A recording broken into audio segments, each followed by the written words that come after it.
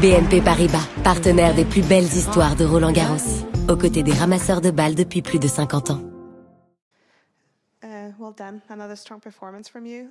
Can you talk us through your thoughts on your performance today? It was a really tough match today. I knew it was going to be tricky, and been, I think, playing some really good tennis this year and had a lot of close matches with good players. So, it was tricky with the wind. She was slicing a lot, kind of making me earn a lot of points. So I felt like it was a pretty physical match, like a lot of long points and long games, but happy I was able to kind of hold on to that second set there, definitely. If you have a question, please raise your hand. Hey Jess, congratulations. Just wondered how different the conditions felt today. Obviously the sun kind of finally came out compared to your first round. Yeah, totally different. It was sunny. You kind of feel, the sun a little bit today, whereas the last match, it was cold, rainy, roof closed kind of at the end of our match. So much different. But I mean, to be expected in Paris, I feel like every single day is different. I've played here in so many different conditions. So happy that it was kind of a nicer day out today. Always makes things, I feel like, easier. But it was still pretty windy, which, I haven't played on Châtre in a little bit, but from my experience, it always is kind of windy. So it was similar today. How did the sun affect actually the way the court played at the speed? I mean, maybe a little more bouncy, maybe a little more lively, I would say, when the sun's kind of sitting on it. But I feel like it played good. It wasn't too fast, wasn't too slow or anything like that. I think when the sun's not out, the clay kind of stays more wet, so the balls maybe are a little heavier. But today, I don't know, it was playing nice. It was nice conditions today. Hi, Jessica. I want to ask you about the nose strip that some players are wearing. They say that this has improved their breathing. I was wondering if this is something that you are interested in. Have you ever tried wearing one? Do you even consider it? Maybe. I have like a horrible deviated septum, so like I can't really breathe out of one side of my nose, so maybe I should start wearing one. I think I've worn one to like sleep before. It's kind of similar, I think, where it just kind of like opens up your nasal passages. So I don't know if I have the confidence to rock one, but yeah, that if it helps them breathe, maybe I should consider it. And performance-wise, do you think this could affect your game? Yeah, my old coach would be like, I don't understand, you can't breathe. I'm like, yeah, he's like, isn't that important? I'm like, probably, I don't know. It's been like that for so long. I'm sure it probably does, especially for people that too like get sick and have allergies and stuff like that too.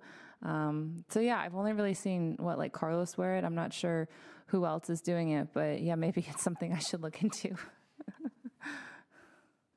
Hi, Jess. Far more mundane and boring questions for me.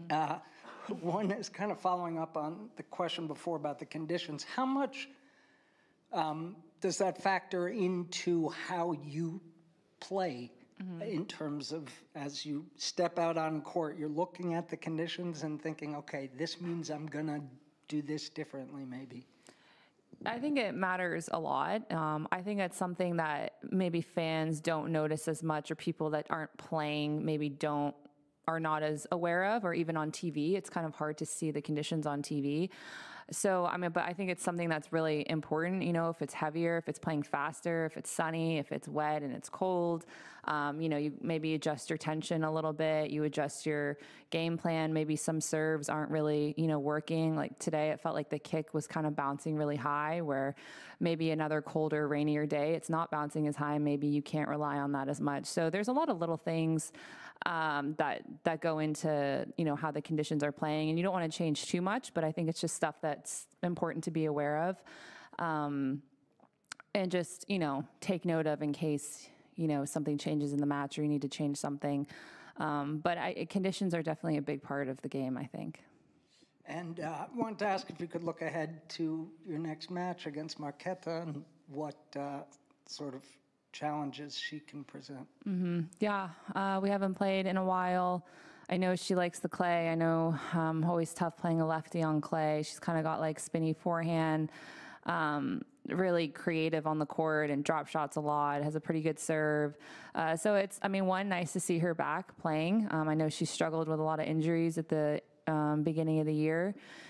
And she's won some good matches and obviously is a finalist here. So she obviously, knows how to play good tennis here at Roland-Garros. So I think that's going to be the trickiest part for me. But yeah, I mean, we haven't played each other in a little while and haven't played on clay. So it'll be interesting as the first time. Hi, Jess. Question about diet. I'm curious if you're a player that considers yourself to be strict with your diet, and if so, what do you do to maintain like your nutrition week in, week out when you're going to all of these cities where they eat so well?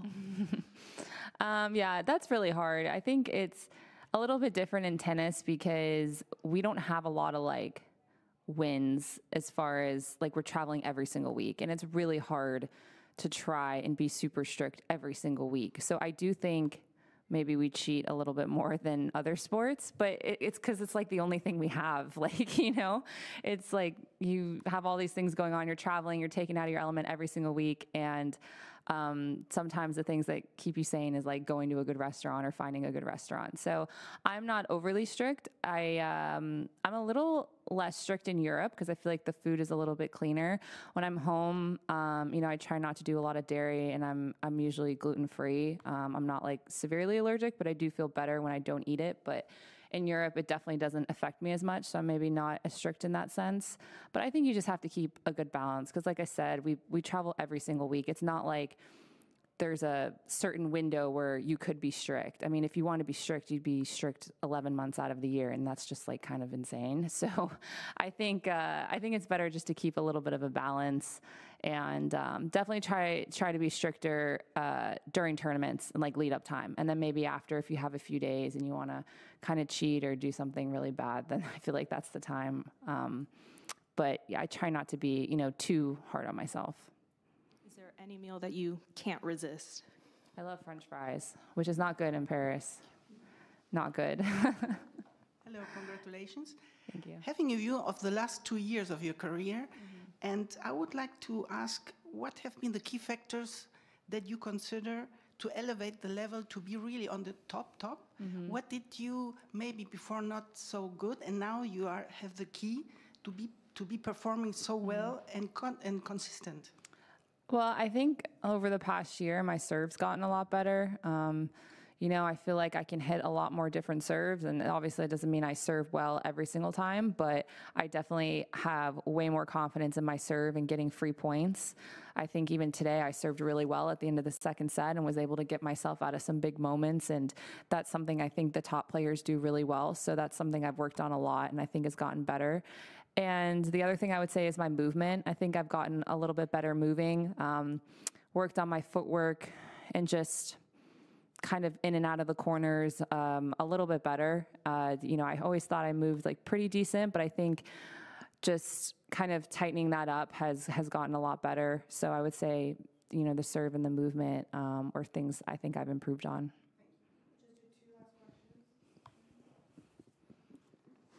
I just wanted, just keep going about conditions, but what the biggest difference is here compared to the other clay court events, condition-wise?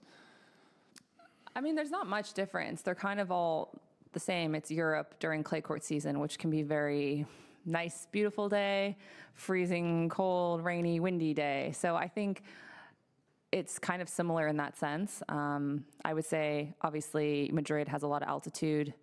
Maybe the conditions don't matter as much there because the courts are almost kind of like an indoor feeling. I think the courts here are also really good, so the weather doesn't affect the play as much. Or maybe if you're playing another tournament where, the clay isn't as well kept, a lot of rain might like really kind of destroy them a little bit.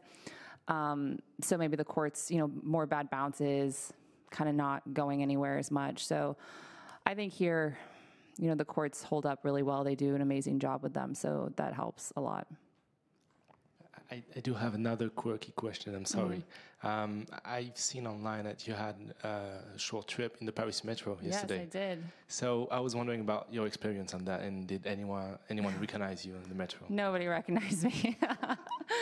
Nobody recognized me at all. Nobody cared in that sense. It was definitely very nice, very clean, a lot more relaxed than when I took the subway in New York.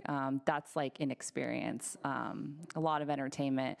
Paris, it was really easy, super chill, very clean. I didn't have to go that far. Yeah, it was a good experience. So we'll see. I'm gonna see if I can maybe take some players or something and kind of do a couple of those in the future and just see what happens. Get everybody taking the metro. Thanks.